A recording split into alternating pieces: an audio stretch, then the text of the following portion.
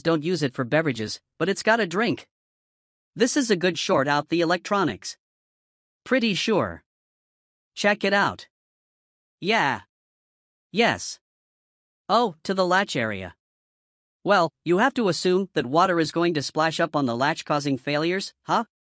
Yeah, the electronic latch. Yeah. Maybe they mean, like, power washing and or something. That could be. Yeah, it probably happened to, like, 2 people on the 2022 models, and so they put that thing myself. I couldn't be, thank you for assisting. It's a 2-person job to close that. Yeah. I like the soft closed tailgate. Soft, open, soft, open. It's not soft. Close. Yeah. Yeah, there's a lot going on. My brother with the truck, and we'll talk about it more here from inside. But this is a car that people buy more? So to use the front end, occasionally use the band Maverick is a little bit more 5050 like yeah, I could see that because you plan on having a bed in for use. Yeah. Oh yes. Sorry. Would you like to close it? Well, because I can do the honors. It's very graceful. Okay. Would you like to drive? Yeah. Yeah. Not a ton of sidewall on these giant wheels. No, I think they're toes. Pretty sure. Small pet peeve. I like all the dust on here. Well, yes, that I. Oh, come on. Is that why you wear hoodies all the time? Easier to clean off screen. Yeah. My material wouldn't have done that anyway. A remote started this over the weekend and things I remote started this over the weekend and when you remote start it there's no confirmation, there's no like lights that come on to let you know that it's the starting has worked, it flashes 3 times but then stays blank. A lot of cars the DRLS. Come on. You can go. Oh good, it's start good. It's running. Yeah, I have no idea.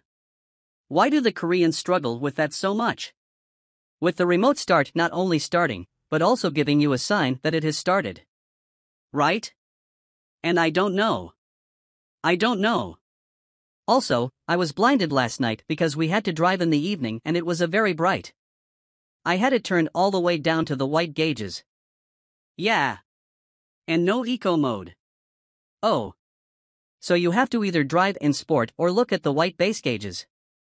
CarPlay works pretty well, although again, small pet peeve that it doesn't, by default, bring it up because you get in the car, you plug your device in, or you use one of the wireless CarPlay adapters that we've promoted on the channel. And then it says reading USB and now CarPlay is connected. But it doesn't like I still have to go over here and click it. But why doesn't it just come up? Yeah, that's true. That's true. Because you would think if you're plugging CarPlay and you would probably want CarPlay. Yeah, that's true. Also, I'm not a huge fan of the haptics for adjusting the time because you have to like it. You have to look at them and do it in a lot of vehicles. You can just get in and kind of like mindlessly rotate things. Another thing, if you do a remote start, if you do remote start the truck, it defaults, and maybe you can change this, but it defaults climate control, the 72 auto. I noticed that it was a little bit haunted when I got it because it would just do whatever it wanted to do. I was like, why does the climate control keep changing? And I'm not asking it to do that. There's got to be a way to probably make it not do that. Like there was something else irritating with this. The problem is it's been like 4 days since I've driven it, so I don't remember what I was irritated with the tuning the throttle, tuning with the DCT. Not the smoothest thing in the world, sure. But it could also be because of the turbo lag. Well, let's explain this to the viewers a little bit.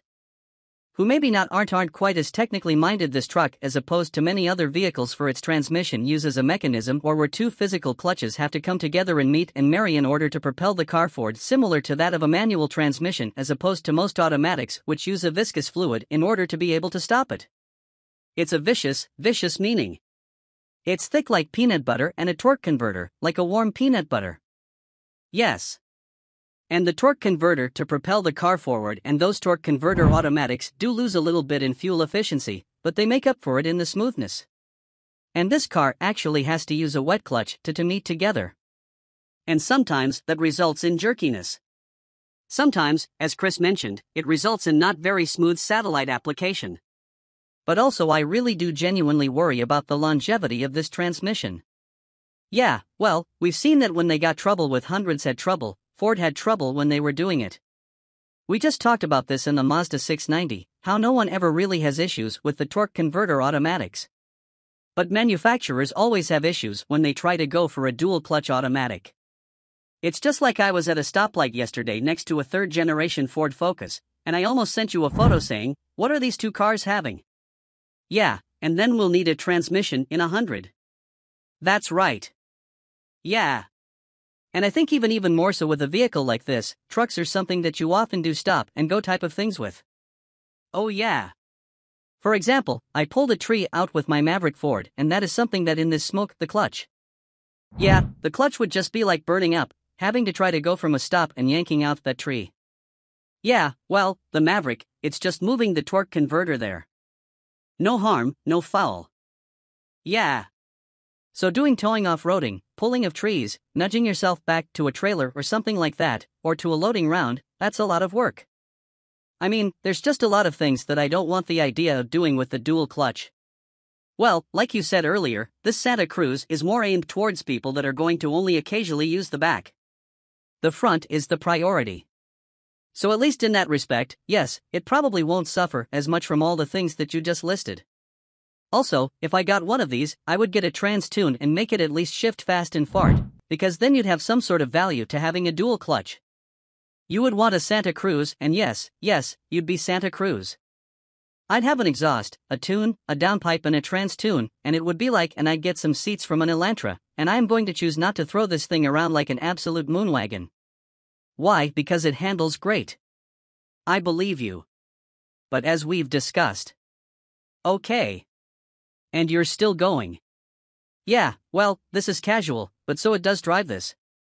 I'm not going to throw it around, but most people aren't going to drive the truck. No. I do remember going on the first drive of this in Santa Cruz, and my goodness was I was thinking, why does Hyundai name all of their vehicles off after places like here over the two? It's kind of that Korean thing where like they're like, oh, well, what's a nice American thing? It's like, oh, let's just go through the list of like deserts. Santa Cruz, Santa Fe, Tucson, Telluride, Kona Palisade, maybe a place. Palisade Mountains. Oh, yeah. So many. Yeah. What the Santa Cruz does really well is refinement. I will say being in here is a nice place to be. There's comforts, the wish, the ergonomics are really good. You can just kind of have your hand showing on this cool wheel. The shifter works well back and forth. This, even though somewhat of an annoying, it still gets the volume on the lower and lower trim cars I think you still get about. Yeah, unless this car like yeah we're going to hit this at 45 and it's going to take it pretty darn well even with these bigger wheels. I would love to drive a more basic spec Santa Cruz because I feel like that would do better and a lot of truck sort of things. Well, that's quite common on that. There. The gauge cluster is a nice view. I think it looks like some here. Well, the steering is a good weak. It's not too late to feel insignificant, but it's not too heavy to be cumbersome. Yeah, the way that I kind of put it in my intro is pretty much what you just said, where the advantage of this over the Maverick is. It does just feel like a step above in all trims, whereas you get the Maverick if you want to do more utility-style things. But this is something that you could really take on a long trip and use every day and be quite comfortable. Not to say that Maverick isn't. This is just next level because it's a little bit more expensive and the materials are a little bit nicer feeling. I think the Maverick is a more unique interior and more unique truck overall. Yeah, but no, I mean, the Maverick's not nearly as comfortable. Yeah, and a lot of people complain about the cheapness of the Maverick where it's not the case with this one. You know what? This does have roof rails. Maverick does not. Oh, interesting. Can you not add them to the Maverick? You can. Yeah. This more has the heart of a Subaru Baja. Whereas the Maverick has the heart of a first-gen Ranger. Yeah. Well, the other thing and furthering what you just said before we took our silly thumbnail, you know how the Honda Ridgeline is excellent, but very few people buy them. You're going to do a very Charlie sort of thing here. testing out the right undulation. Yeah. Again, you know how the Ridgeline is like the type of truck that we love. But not many people buy them. But the people who do buy them really do quite like them, and it fits their life. Yes, I think this is the same concept for a smaller truck. Many more people are buying the Maverick. Anything that makes sense, because the Maverick is a more practical body. But there's a narrower subset of more affluent buyers who will prefer this truck over the Maverick. And I do think fits them better. Yes. But I think there are fewer people who would be. But I think the Maverick is a great truck. And I know this is practically turning into another compare, which we've already done. Yeah, we have done the trucks, but I recommend the Maverick to people who might not even be interested in a truck just because it's so inexpensive. Not really the case. But this should be like, does your lifestyle fit A, B, C, and D? Okay, then I guess a Santa Cruz would be a good choice for you, right? Alright, dude, it's so quick and feels like it would keep up with my M Roadster. I was going to make that joke. Yeah, you're driving. Seriously, this would probably be true. Oh, it certainly would. From 0-60. Cause shifter. So blown out in the Roadster. You're searching for gears the whole time. But yeah, this is like impressive levels of torque. It's got over 300 pound-feet of torque. So, yeah. And you figured this powertrain is shared with the Sonata N-Line. So I would know about that car because I got a ticket in that car. Yeah, it's all-wheel drive. That's right. Yeah, I know. This is the most practical form of that powertrain because it's pretty unusable in the Sonata N-Line. It could just be whatever junky tires they put on that thing. Are you having fun with the console? You don't know. It just feels good. Take the racing line at this apex. I think you. I'm going to leave this part in as no. Charlie just said something offensive and I had to cut it out. It's objectively true. Okay? I didn't say anything bad about them. Okay, I'm going to beat this. People are going to say, you got 300 pound-feet of torque. Yeah, yeah. I feel like they put better tires on this, and they did on that. This thing handled one race. Yeah, it's fun to drive. Yeah. I mean, it's a good track. How much does it cost? Oh yeah. No, it's tricky. Yeah, that's not too much. Crazy. 42 people are spending a lot of money on cars these days. Yeah. Would you have this or a Maverick Tremor Lariat? Hurt Tremor, Larry. Something like 37. I know. Yeah. So you'd have that because then you could also do all of your Charlie things with it. Yeah. We're going to have to use a different level. We'll go to this one. Yeah, I mean, I know there are a lot of people who, especially if you lease cars or whatever, it doesn't matter. But I would be genuinely concerned about owning this and doing the things I do with the dual clutch. Yeah, I really would be. So I'd get them the Tremor rides better. Yeah. This is a nicer place to be. I think I'd have this for uniqueness, 'cause you never really see these and it's just kind of a cool factor thing. And either way, you see Mavericks, though, you don't see Santa Cruz at all. I see these more when we're out west, right? These are more of the lifestyle of beach people. Well, let's take a couple surfboards back there. That's all right. Yeah, it's cool. At the launch event, they took videos for the launch event with some famous surfer. Might have been Kelly Slater, but I don't know who was like, I really like the Santa Cruz, and I can do all my surfing thing and go hang out with my friends at the beach. I'm like, okay, PR stuff. You could just buy a 987 Caymanas because it comes with places to screw in a roof rack, that would be better. And then you could put surfboards on that, although you would probably have a small aneurysm if anyone got a grain of sand in your car. That's true, but you could just buy another, not mine. You need to buy a 47. Ladies and gentlemen, if you're interested in the Santa Cruz, buy a 987 Caymanas. And that's right, because it's about the same price. Yeah, well, it's actually cheaper. Cheaper, like 10 grand. And the transmission will last longer. Yes. And that's daily motor, and that's the 23 Hyundai Santa Cruz. I'm going a different color to it. I was just going to say that I kind of like this gray because it's got some cool flake. I agree that I would get a different color, but I don't mind this. Gray, yeah, it's just boring. It is bland. I wish you could have this in yellow. I would be sick if you could get yellow. What's the type of truck that like? It needs to be amped up a bit by the colors again. That's what matters. Yeah, well, it's a bunch of cool colors on it. Get a Santa Cruz, wrap it yellow, put an engine and trans tune on it, put it down, pipe on it. Bigger tires, lift it up slightly and I say down, pipe and dump. Okay, well, whatever. Make it fart and make it tall and make it yellow. That's what I would do. All right. Well, all those things would make the Santa Cruz the best fuel. That's right. Anything else useful?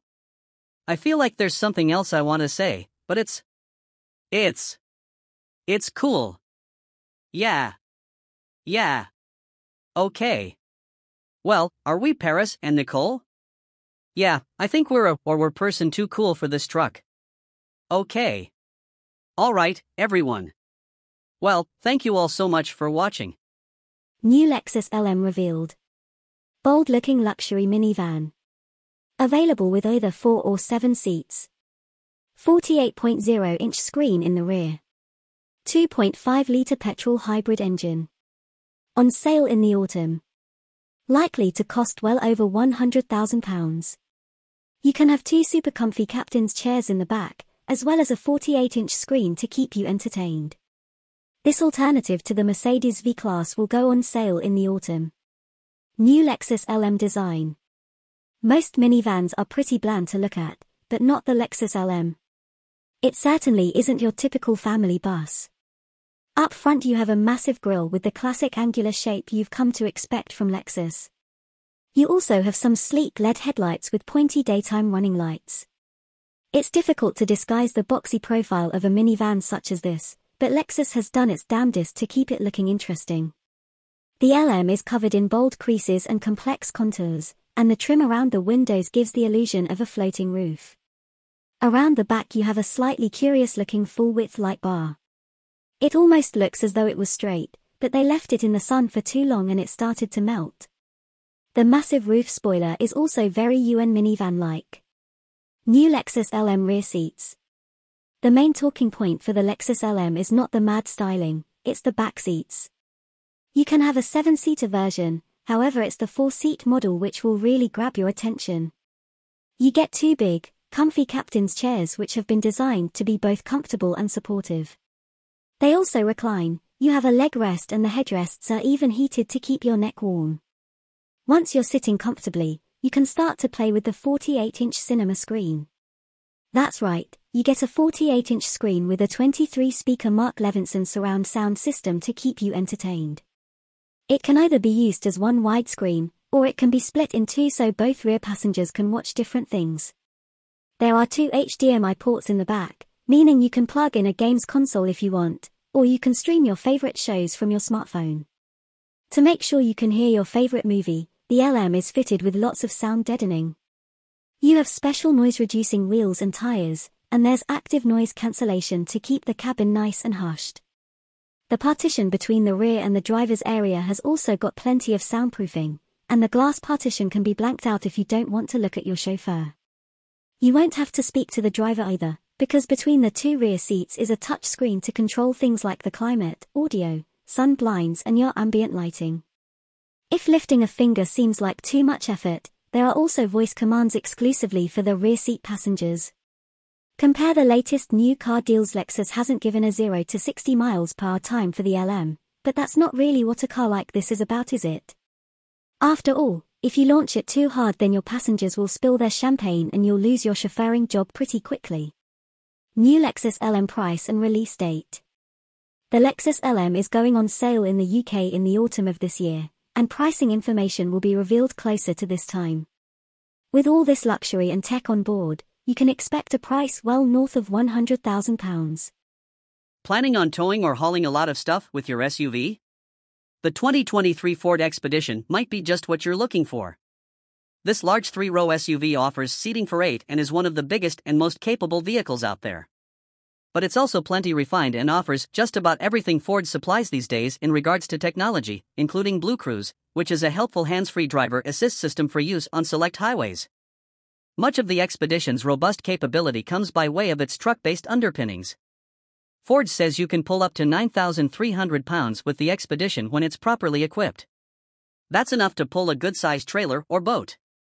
Or if you need space for a family road trip or to help move house, there's the long-wheelbase Expedition Max body style and its substantial 121.5 cubic feet of cargo space behind the first-row seats. The Expedition is one of just a few large SUVs around. The Chevrolet Tahoe and GMC Yukon, plus the related Suburban and Yukon XL, are the Expedition's primary rivals, but you might also consider the relatively new Jeep Wagoneer or Wagoneer L. Toyota is out with a redesigned Sequoia, too. What's the best max-sized SUV for you? Read our test team's expert rating to find out how the Expedition stacks up. We're impressed with the V6 engine's muscle. Any SUV this large can't really be this quick, can it?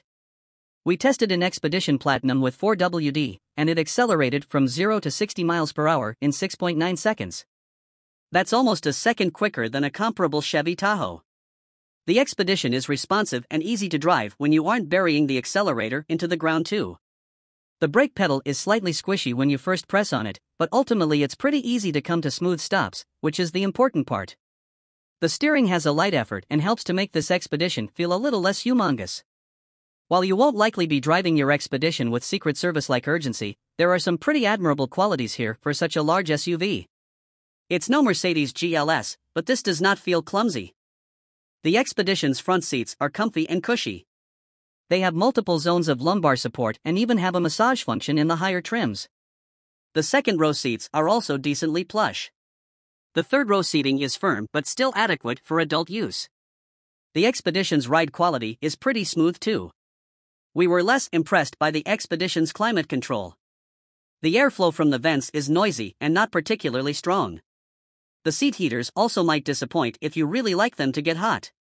On the upside, the Expedition is impressively quiet on the highway and around town. How's the interior? The Expedition makes full use of its interior space. It's roomier than the Chevy Tahoe and gives every passenger ample room and comfort. The third row's accessibility is particularly impressive, allowing even adults to get in and out without much more effort than it takes to sit in the second row.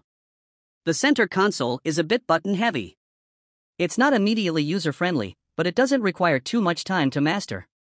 It's a simpler layout than the Tahoe's too. Visibility out of the front is hampered by the massive windshield pillars.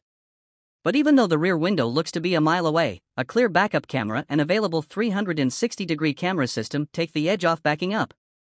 Ford's Sync infotainment system has come a long way over the years, and the newest iteration is pretty user-friendly.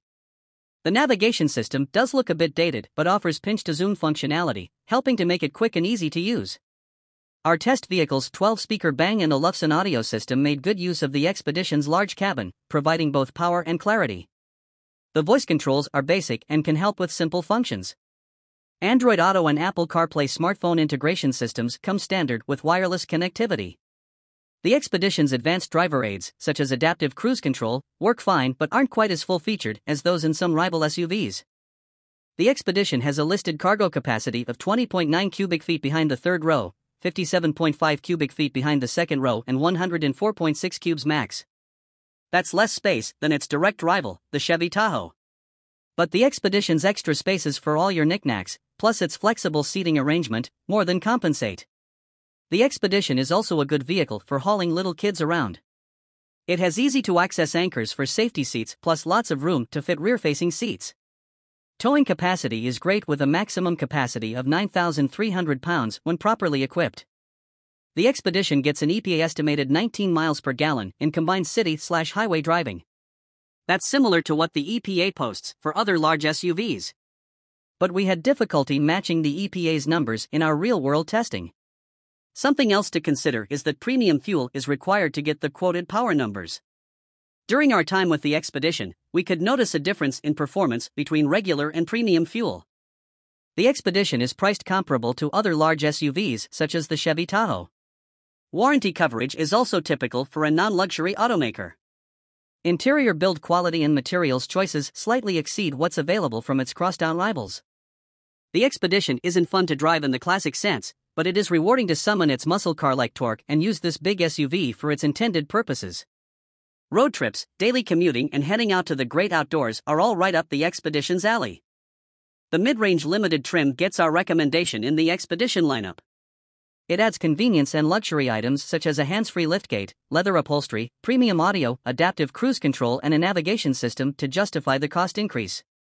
It's also eligible for a more powerful engine and sport suspension as part of the Stealth Performance package. The 2023 Ford Expedition is a large 3-row SUV that's available in 6 trim levels: XL, XLT, Timberline, Limited, King Ranch, and Platinum. Tested, 2023 Cadillac Lyriq AWD pumps out more electrons, keeps its composure. A second motor and more power make Caddy's all-electric SUV quicker, but haven't changed its cushy personality. Just a couple of years ago, the notion of a 500-horsepower Cadillac would inevitably have conjured up visions of something with a V badge on its deck lid and a Blackwing engine rumbling menacingly behind its grille. No more. The 2023 Cadillac Lyriq AWD exemplifies how the EV revolution has turned ideas about performance upside down. Like many of today's EVs, this twin-motor, 500-horsepower version of the Lyriq is powerful and quick, but otherwise extraordinarily normal. It doesn't look like a car that promises to smoke its tires into the next state and doesn't drive like one either. Instead, it evokes and updates the best aspects of Cadillac's past: their smooth ride, hushed, well-dressed cabins, and effortless power. Thank you, electrons. Other than the model number on the hatch, Lyriq AWDs get a 600 × 10 to the power of 4 designation, while RWD models wear 450E badging. The 600 and 450 represent rounded torque figures in Newton meters. There's nothing to indicate that the dual-motor, all-wheel drive Lyriq is any different from the rear-drive, single-motor model that first hit the market. We liked that car for its absorbent ride and quiet ways, but felt it needed more than its 340 horsepower to be a fully realized Caddy. The Lyriq AWD solves that with a second permanent magnet motor driving the front wheels. Combined output rises to 500 horses and 450 pound-feet of torque, an increase of 160 ponies and 125 pound-feet over the rear driver. That you can't tell the twin-motor model from the single-motor version at first glance, or second or third, amounts to truth in advertising. Aside from the AWD's extra power, its cushy driving demeanor remains fundamentally unchanged. Stand on the Lyriq AWD's accelerator and it sprints to 60 miles per hour in 4.6 seconds and hauls itself through the quarter mile in 12.9 seconds at 113 miles per hour, improvements of 1.1 seconds to 60 miles per hour and 1.4 seconds and 14 miles per hour in the quarter. That should be energetic enough for most people, but it's only mid-pack in the EV universe. A Hyundai Ioniq 5, for instance, scoots to 60 miles per hour in 4.5 seconds. At the other end of the size and price spectrum, a nearly 7,000-pound Rivian R1S does it in 3.1, and there are a lot of ballistic EVs sandwiched between those two bookends. The Lyriq's power delivery harks back to the big-engine Cadillacs of yore and seems purposely tuned to underscore its luxury mission. Like the Lyriq RWD, the AWD's powertrain parses out the torque smoothly and gradually rather than bringing it on all at once with a bang like some competitors. Maximum thrust doesn't arrive until 40 or 50 miles per hour. The progressive pull is an integral part of the Lyriq's soft-spoken personality, as is the barely audible synthesized hum that accompanies acceleration. The cabin is as quiet as an isolation tank, registering just 63 decibels of interior sound as the Lyriq whooshes through the atmosphere at 70 miles per hour. A plush, composed ride nails the other signature Cadillac personality trait. The multi-link suspension glides over big pavement swells, is glassy on smooth highways, and almost never bobs. The pancake-style 102.0 kWh Ultium battery bolted to the Lyriq's belly, the same capacity as in the rear-drive model, makes for a low center of gravity. That's likely part of the reason the Lyriq feels more agile than you'd expect for a vehicle weighing 5,838 pounds, but the Caddy is far more in its element cruising than chomping up serpentine roads. cornering grip peaks at a relatively low 0.82 g, and our test cars Michelin Primacy all seasons, 265 divided by 50 are -20s all around, held in protest when leaned on even lightly. The steering is confident but light on feel, and the brake system blends regeneration and hydraulic action smoothly. Given the AWD's mass and all-season rubber, stops from 70 miles per hour are reasonable at 182 feet. 2 levels of regen enable one-pedal driving, and a steering wheel paddle delivers maximum regen on demand. Our real-world testing exposed the one area where the dual-motor Lyriq suffers compared to its single-motor sibling, range. The EPA estimated range is close between the two, with the single motor at 312 miles and the dual motor coming in at 307. But on our 75 miles per hour highway range test, the rear-drive Lyriq covered 270 miles while the AWD version managed only 220. That's a big enough difference to influence how far you dare to roam. At least recharging won't take inordinately long. Our AWD tester came with the standard 11.5 kW AC charging module. A 19.2 kW onboard charger will be optional for 2024 AWD models and will add up to 51 miles of range per hour from a level 2, 240V, AC charger backed by a 100 amp circuit, according to Cadillac. The battery can handle up to 190 kilowatts of DC fast charging, which the company says will replenish the range at a rate of about 77 miles every 10 minutes. For 2023, all Lyriqs came only in the luxury trim. The past tense is intentional as the production run of about 2,000 units is sold out for 2023, and Cadillac is now taking orders for 2024 models. So, the only choice buyers had to make was between the two propulsion systems. Since they're on even footing, the dual motor has the same roomy, handsomely designed interior as the single motor. It's a welcoming, luxurious cabin featuring nice lines, handsome leather seating, tasteful brightwork, and good-looking wood. Convenient storage spots abound, but there are also several human-machine interface issues. The 33-inch diagonal curved display that's home to the gauge cluster and many of the car's functions looks slick but forces you to click through several screens to access menus and submenus, controlling everything from the 19-speaker AKG audio system to the standard Google Assistant. Most climate controls are conveniently located in a row of hard buttons in the center stack area, but you must still call up the HVAC menu to sync driver and passenger temperature settings. The door-mounted switches that control front seat massage and lumbar adjustments are fussy. GM's usually excellent Super Cruise hands-free driving system cut out multiple times on a short stretch of interstate for no apparent reason. And we still smile at what look like exterior door handles. They're actually large push buttons for the door's electric latches and are awkward to use. The Lyriq offsets those trespasses, and the fact that it doesn't offer such features as heated rear seats or second-row HVAC controls, with a grand slam on value. Our test car stickered for $65,615, which included the loan option of $625 for its stellar black metallic paint. It felt more expensive than that. Better still, the Lyriq is eligible for the government's $7,500 EV tax credit, and the price jump from RWD to the more powerful AWD powertrain is a mere $2,000. Those 500 well-mannered horses are worth every penny, as is the EV that comes with them. 2023 Mercedes-Benz GLC 300 Formatage. As goes the Mercedes-Benz C-Class, so goes its sport utility sibling, the GLC Class. Benz's compact executive sedan received a comprehensive makeover for 2022. Adding a 48-volt mild hybrid system to the powertrain and overhauling the looks, the cabin, and the tech therein. Now, it's the GLC's turn, and while the 2023 GLC 300 may not look all that different from the outside, it's grown a bit and picked up some notably nicer accoutrements. The 2023 GLC 300 hides its newly envisioned dimensions well in pictures, but it does appear portlier in person. With the wheelbase unchanged at 113.1 inches, and length expanding 2.4 inches to 185.7 inches, all that growth goes right to overhang, an observation our bathroom mirrors are all too familiar with. Luggage capacity is up by nearly 3 cubic feet, to 22 total.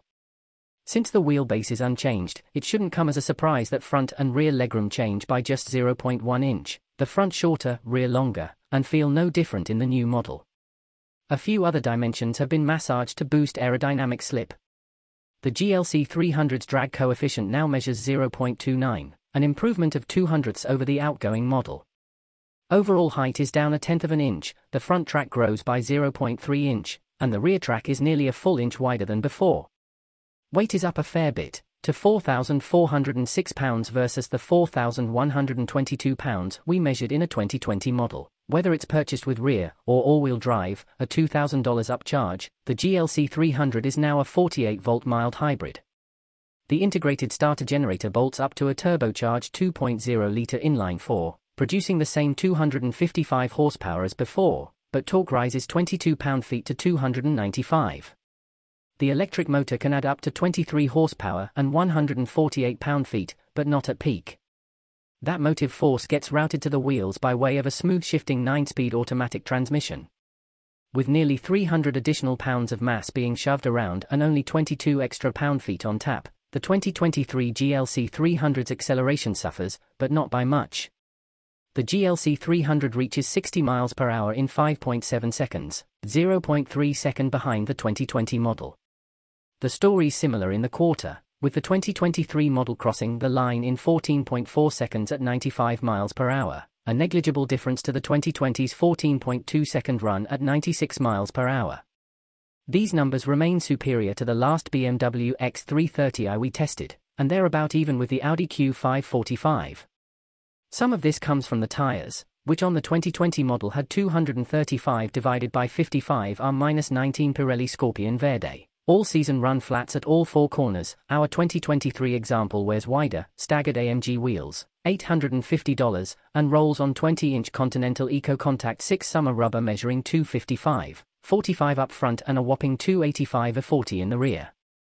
That Rubenesque contact patch certainly helps explain our improved skid pad figure of 0.88 G, besting the old GLC's 0.85 G. Not that impressive, though, when accounting for the transition from all-season to summer tires. Mercedes's tweaks to the 2023 GLC formula boost EPA estimated highway economy to 31 miles per gallon, 3 miles per gallon more than the outgoing model. The GLC 300's newfound electrification also sweetens the SUV's on-road demeanor. This stop-start is among the smoothest on the market, reviving the gas engine with nary a shudder. Under deceleration, it's difficult to notice when the engine shuts off for low-speed coasting. This smoothness extends to the steering, banefully so, as it's devoid of off-center buildup and is just numb all around, and the brakes, which are easy to modulate for consistently smooth stops. The remaining parts of the Merc's driving experience would be best summed up as sport-adjacent. The GLC's standard adaptive dampers keep things nice and smooth over mildly uneven parts of the roadway, and body motions are well controlled, but more dramatic humps and bumps transfer a good bit of motion inside. If we were ordering our own GLC 300, we'd stick with the standard 18-inch wheels, with tires that have thicker sidewalls and should deliver a better ride on Michigan's Martian roadscape. Chuck the GLC into a corner and, sure, it'll lean more than a C-Class, but it stays well sorted and makes a good case for taking the long way back from school drop-off. The four-banger sounds pretty good when you give it the beans too. It's a damn shame about that steering considering how well sorted the rest of this car is. If your commute has more traffic lights than curves, you're in luck, because now you can appreciate just how much better the GLC 300's interior is. The waterfall-like center console shape remains, but the rest has been revamped to match the style found in other Mercedes vehicles, and it works well. Our sample GLC's dashboard was covered in natural grain blackwood with aluminum strips, $200. The steering wheel has been upgraded with a sharper design, but fans of physical buttons will find very few anywhere inside, a point of occasional frustration, as the capacitive directional pads on the steering wheel spokes are way too easy to activate by accident. The panoramic roof, $1,500, features a thinner cross strut too, not that anyone would notice. Do you love screens? Well, the GLC is a modern Mercedes, so you'd better. The old model's deep-gauge binnacle has been trashed in favor of a 12.3-inch display with multiple layouts, and the capability to display a full navigation map. The 11.9-inch standard center touchscreen runs the latest iteration of MBUX infotainment software, which is responsive, sufficiently easy to navigate, and includes wireless smartphone mirroring. The center display will pick up and reflect greasy fingerprints like nobody's business, So take your preschool instruction to heart and wash your hands often. While the GLC 300 4MATIC's $50,250 base price is in line with the segment, things can get expensive in a hurry. We're staring down an as-tested price of $65,950. Some of that comes from the top Pinnacle trim's $4,450 price bump, but standalone options sure aren't cheap either. More aggressive AMG line styling will set you back $3,450, although the night package's blacked-out trim only adds $200 to the bottom line. The driver assistance package contains all the usual active and passive driver aids for an extra $1,950. Even this specific shade of cardinal red metallic is a hefty $1,750. Despite the bit of sticker shock, the 2023 Mercedes-Benz GLC 300 4MATIC is a strong contender in the Entralux department. Its cabin is vastly improved over its predecessors, while its new hybrid components add a dollop of smoothness to around-town duties. Yet it still can let loose and have a little fun, even with the extra junk in the trunk. Cars are Andrew Croc's jam, along with Boysenberry.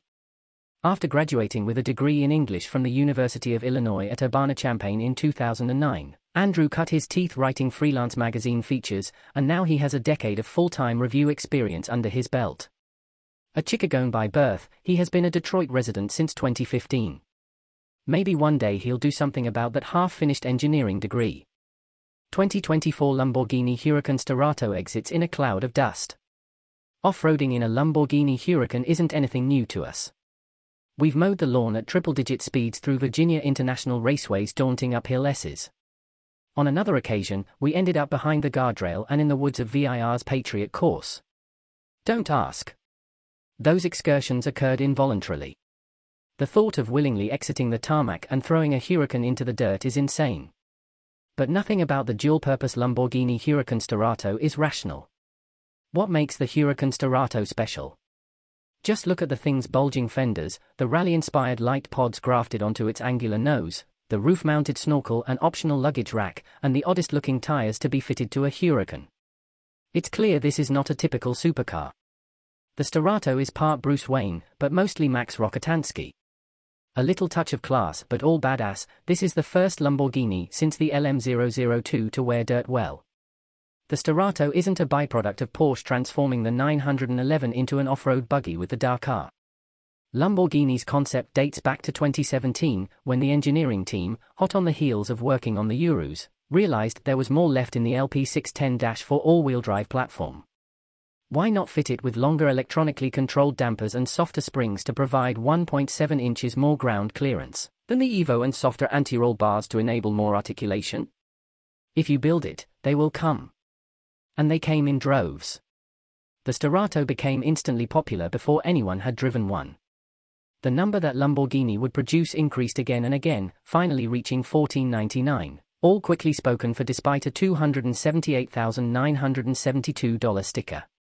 It was the end of the Huracan's journey. As in all Hurans that came before it, the heart and soul of the Starato remains the enthralling 5.2-litre V10, which has a furious soundtrack as 10 pistons pump and 40 titanium valves suck and blow air. In the Starato, the V10 generates 602 horsepower, down 29 horses from the same engine in the previous STO and Technica variants. Until now, Hurans have drawn air into the intakes from openings ahead of the rear wheels. To no surprise, when you're kicking up dust and dirt, low air intakes are a terrible idea. Lamborghini's fix is the rooftop snorkel, previously used on the STO to move air through the engine bay and here serving as the Starato's windpipe. Its flow path is more restrictive, resulting in the reduction of horsepower. Driving the Huracan Starato. Sure, the Starato has enhanced approach, breakover, and departure angles, but none of that matters much at Chuckwalla Valley Raceway. The off-road wedge obliterates the front straight.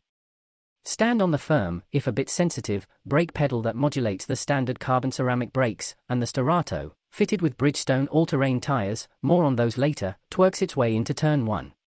The tires beg for mercy under load exiting turn 3, and sport mode allows a copious amount of sideways playfulness. On this day, we'll ignore turning down into turn 4 and instead flip the steering wheel toggle to rally mode and drive off into the sun-baked desert. Willingly plowing the Starato into the sand feels unnatural, but with a left-right twist of the fuzzy steering wheel, the quick, fixed-ratio steering rack is an all-star for setting up a Scandinavian flick. For this model, Lamborghini passed on rear-axle steering as it muddied the vehicle dynamics when paired with the all-terrain tires.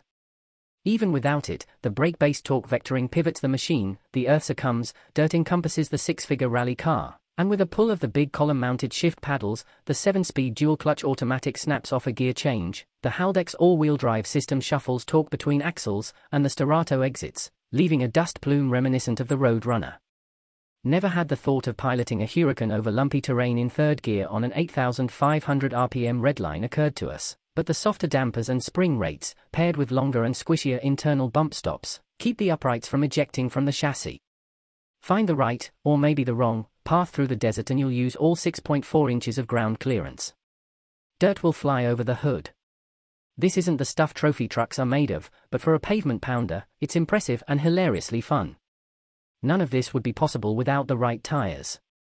For that, Lamborghini tasked Bridgestone to develop the Dueler All-Terrain AT002, an all-terrain tire rated at 168 miles per hour and available only in a Starato fitment.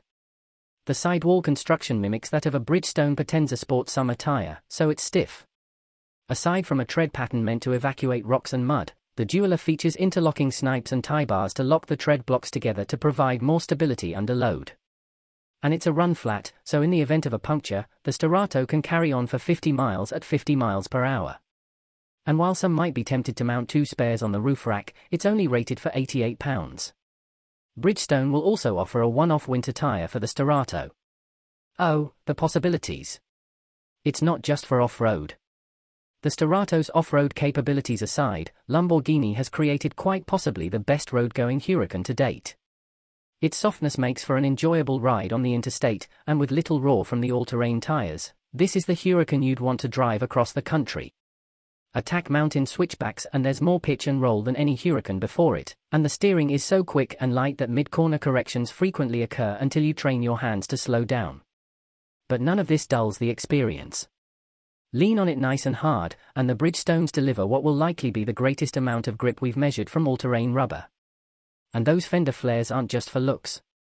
The front and rear tracks have been widened by the 1st of February and the 1st of March inches, respectively, giving the Starato a touch more sure-footedness, other than a digital inclinometer, a pitch and roll display, and GPS coordinates in the central display. The Starato's interior is much the same as any other Huracan's.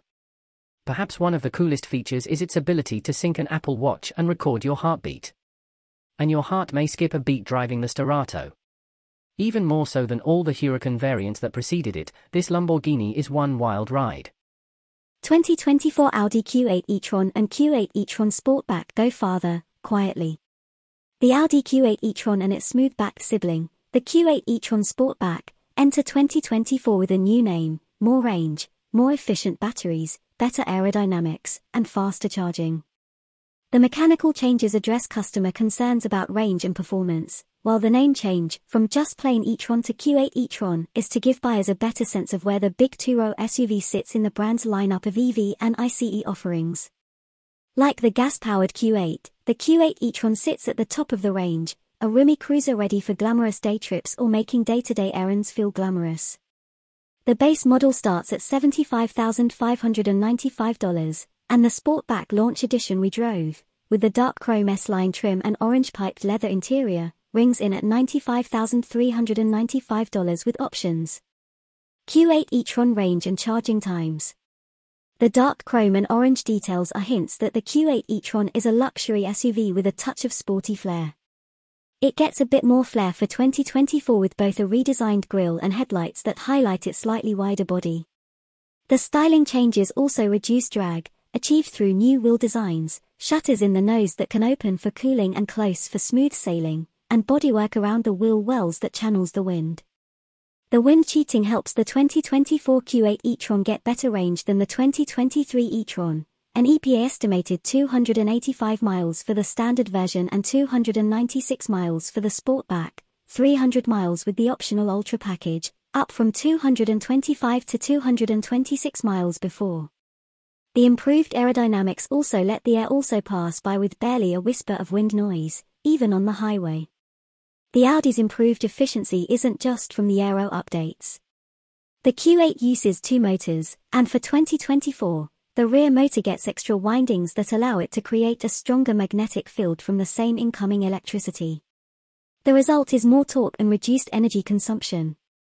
Couple that with a higher capacity battery, 106.0 kWh compared to the outgoing 86.5 kWh pack, and you get more range. Recharging times have also improved. The 2024 Q8 can now take in 170 kilowatts, up from 150 kilowatts, at a DC faster charger and should be able to go from an almost empty 10% battery to a back-in-action 80% in around 31 minutes, according to Audi.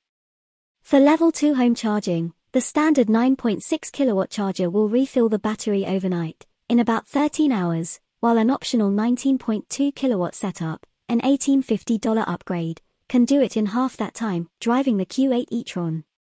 We have to admit we weren't doing charging math while behind the wheel of the Q8 e-tron.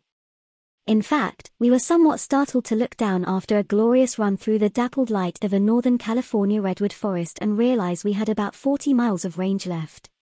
It's easy to lose track of how far you've gone because the Q8 is so pleasant to drive. It's quick, with a combined 402 horses from its two motors, but not neck-snappingly so. From a stoplight, a foot to the floor would get you to 60 miles per hour in 5.4 seconds, according to Audi, which is middling acceleration by EV standards. And yet it strikes us as just the right amount of power for an SUV of this size, not so fast that you're backing off in a panic if you get a little heavy-shoed, but plenty torquey enough to power out of curves and confidently merge into fast-moving traffic.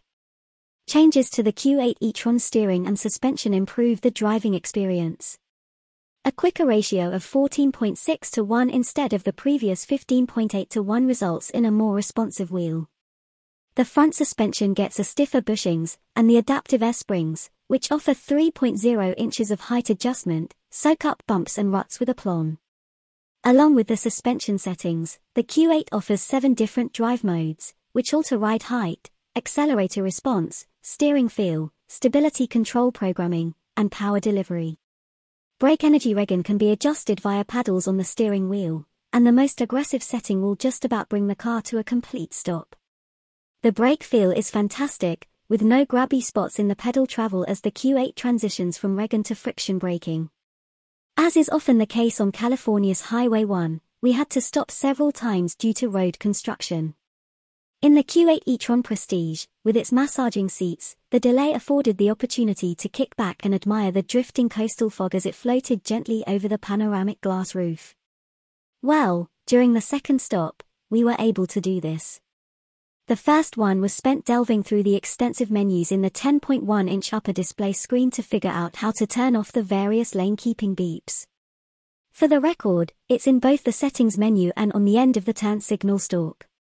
The Q8 is screen-heavy, with a second display for climate controls below the main infotainment screen.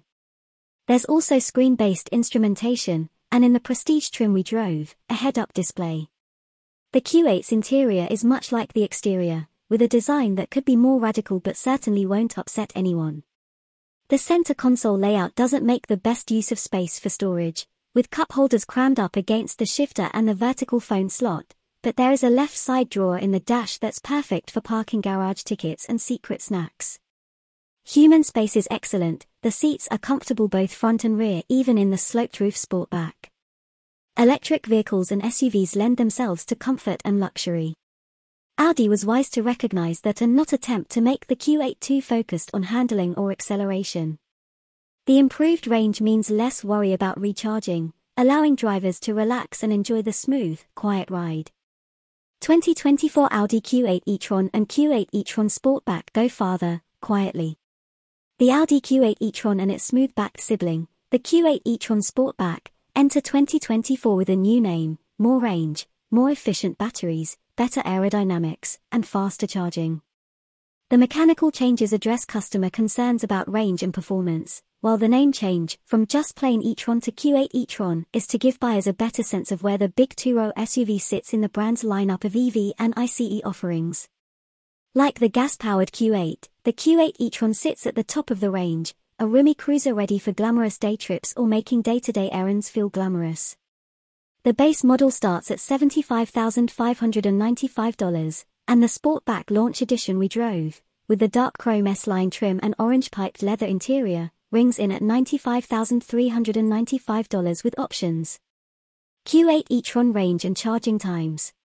The dark chrome and orange details are hints that the Q8 e-tron is a luxury SUV with a touch of sporty flair. It gets a bit more flair for 2024 with both a redesigned grille and headlights that highlight its slightly wider body. The styling changes also reduce drag, achieved through new wheel designs, shutters in the nose that can open for cooling and close for smooth sailing, and bodywork around the wheel wells that channels the wind. The wind cheating helps the 2024 Q8 e-tron get better range than the 2023 e-tron, an EPA estimated 285 miles for the standard version and 296 miles for the Sportback, 300 miles with the optional Ultra package, up from 225 to 226 miles before. The improved aerodynamics also let the air also pass by with barely a whisper of wind noise, even on the highway.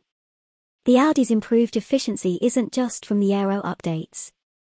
The Q8 uses two motors, and for 2024, the rear motor gets extra windings that allow it to create a stronger magnetic field from the same incoming electricity. The result is more torque and reduced energy consumption. Couple that with a higher capacity battery, 106.0 kWh compared to the outgoing 86.5 kWh pack, and you get more range. Recharging times have also improved. The 2024 Q8 can now take in 170 kilowatts, up from 150 kilowatts, at a DC faster charger and should be able to go from an almost empty 10% battery to a back-in-action 80% in around 31 minutes, according to Audi. For Level 2 home charging, the standard 9.6 kilowatt charger will refill the battery overnight, in about 13 hours, while an optional 19.2 kilowatt setup, an $1,850 upgrade, can do it in half that time, driving the Q8 e-tron. We have to admit we weren't doing charging math while behind the wheel of the Q8 e-tron. In fact, we were somewhat startled to look down after a glorious run through the dappled light of a Northern California redwood forest and realize we had about 40 miles of range left. It's easy to lose track of how far you've gone because the Q8 is so pleasant to drive. It's quick, with a combined 402 horses from its two motors, but not neck-snappingly so. From a stoplight, a foot to the floor would get you to 60 miles per hour in 5.4 seconds, according to Audi, which is middling acceleration by EV standards. And yet it strikes us as just the right amount of power for an SUV of this size, not so fast that you're backing off in a panic if you get a little heavy-shoed, but plenty torquey enough to power out of curves and confidently merge into fast-moving traffic. Changes to the Q8 e-tron steering and suspension improve the driving experience. A quicker ratio of 14.6 to 1 instead of the previous 15.8 to 1 results in a more responsive wheel. The front suspension gets a stiffer bushings, and the adaptive air springs, which offer 3.0 inches of height adjustment, soak up bumps and ruts with aplomb. Along with the suspension settings, the Q8 offers 7 different drive modes, which alter ride height, accelerator response, steering feel, stability control programming, and power delivery. Brake energy regen can be adjusted via paddles on the steering wheel, and the most aggressive setting will just about bring the car to a complete stop. The brake feel is fantastic, with no grabby spots in the pedal travel as the Q8 transitions from regen to friction braking. As is often the case on California's Highway 1, we had to stop several times due to road construction. In the Q8 e-tron Prestige, with its massaging seats, the delay afforded the opportunity to kick back and admire the drifting coastal fog as it floated gently over the panoramic glass roof. Well, during the second stop, we were able to do this. The first one was spent delving through the extensive menus in the 10.1-inch upper display screen to figure out how to turn off the various lane-keeping beeps. For the record, it's in both the settings menu and on the end of the turn signal stalk. The Q8 is screen-heavy, with a second display for climate controls below the main infotainment screen. There's also screen-based instrumentation, and in the Prestige trim we drove, a head-up display. The Q8's interior is much like the exterior, with a design that could be more radical but certainly won't upset anyone. The center console layout doesn't make the best use of space for storage, with cup holders crammed up against the shifter and the vertical phone slot, but there is a left side drawer in the dash that's perfect for parking garage tickets and secret snacks. Human space is excellent, the seats are comfortable both front and rear even in the sloped-roof Sportback. Electric vehicles and SUVs lend themselves to comfort and luxury. Audi was wise to recognize that and not attempt to make the Q8 too focused on handling or acceleration. The improved range means less worry about recharging, allowing drivers to relax and enjoy the smooth, quiet ride. Beneath the purple skin specific to this commemorative edition 50 jar that celebrates a half-century of BMW's M division, and shared by all M3 competition models, is a stonking 503 horsepower twin-turbo 3.0-litre inline-six. With launch control engaged and the boost holding above 15.0 psi, the quickest ever 3 Series leaps to 30 miles per hour in 1 second. The scoot to 60 miles per hour takes 2.8 seconds, and the quarter-mile passes in 11.0 seconds at 124 miles per hour. All-wheel drive comes standard on the Edition 50 jar and can be had on any other M3 comp for $4,000. It adds roughly 150 pounds to the curb weight, but the additional traction helps the 50 jar clobber its rear drive counterpart by 0.7 and 0.6 second in the 60 miles per hour and quarter-mile drags, respectively. The beauty of the competition's X-Drive mode is that it offers the best of both worlds, all-wheel drive for supercar-grade acceleration and decoupling of the front axle to enable a rear-drive mode for power-oversteer shenanigans. Moving away from the world of dynamic insanity, when the drive modes are left in their softest comfort settings, the M3 Competition X-Drive is a livable place for daily consumption. The sharpest impacts reverberate up forged 19-inch front and 20-inch rear wheels and through the $4,500 carbon fiber buckets. The super supportive seats are somewhat tricky to enter and exit yet provide a surprising amount of comfort. As with all 2023 3 Series, the M3's interior is treated to BMW's curved display that incorporates a 12.3-inch digital instrument cluster and a 14.9-inch touchscreen infotainment system. The iDrive 8 operating system replaces most of the physical buttons for the HVAC and radio controls with a not-so-intuitive infotainment menu structure. Fortunately, iDrive 8.5 rolls out this summer, and BMW promises to solve these teething issues by improving the layout. Perhaps the fact that this 5-seat sleeper returned 27 miles per gallon on our 75 miles per hour fuel economy test is enough to forgive iDrive's shortcomings. More on the BMW M3 starting at $83,595, the M3 Competition X-Drive delivers astounding performance for the money. The Edition 50 jar comes standard with a carbon fiber splitter and decklid spoiler, titanium tailpipes trimmed with carbon fiber, M Sport seats, a 50 jar specific carry-on suitcase, the executive and parking assist packages, adaptive LED headlights with laser light, wireless device charging, and M Shadowline trim, swelling the Windows sticker to $96,695. The only extra cost options are the aforementioned carbon fiber seats and carbon ceramic brakes. But its time at the top of the 3 Series hierarchy will be limited. The lighter 2024 cubic meters CS with an extra 40 horses and Michelin Pilot Sport Cup 2 tires arrives in the second half of this year. Whether the CS's $36,100 upcharge is an economically sound decision remains unknown, but it'll certainly contest the throne.